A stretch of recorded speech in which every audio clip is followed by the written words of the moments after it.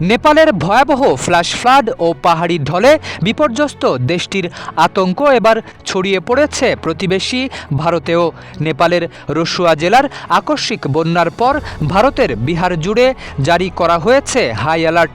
Miking করে নদীর তীরবর্তী এলাকার মানুষকে সতর্ক করা হচ্ছে। উজান থেকে নেমে আসা বিপুল পানি ভোতেকশি, ত্রিশুলি ও গণ্ডক নদী হয়ে বিহারে ঢুকে পড়তে পারে বলে আশঙ্কা করছে প্রশাসন।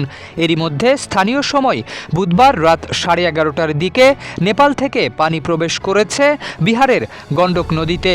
পানির চাপ সামাল দিতে উত্তর বিহারের বাল্মীকি নগরে গণ্ডক ব্যারাজের 36টি গেট ধাপে ধাপে খুলে দেওয়া হয়েছে। প্রশাসনের আশঙ্কা, নেপাল থেকে গণ্ডক নদী হয়ে মাত্র কয়েক ঘন্টার মধ্যেই পাহাড়ি ঢলের সঙ্গে একসঙ্গে প্রায় 3.5 লাখ কিউসেক পানি বিহারে নেমে আসতে পারে। এতে নদীর তীরবর্তী বিস্তীর্ণ এলাকা প্লাবিত হওয়ার শঙ্কা তৈরি হয়েছে। উল্লেখ্য, এর আগে তিব্বত সীমান্তে আকস্মিক জলোচ্ছ্বাসের ধাক্কায় ভয়াবহ বন্যা ও ভূমিধ্বসে বিপর্যস্ত হয় নেপাল।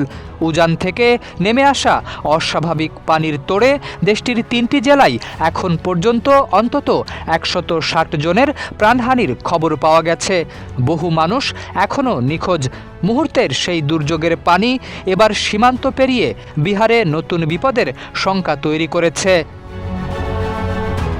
শরীফ উদ্দিন, ইত্তেফাক নিউজ।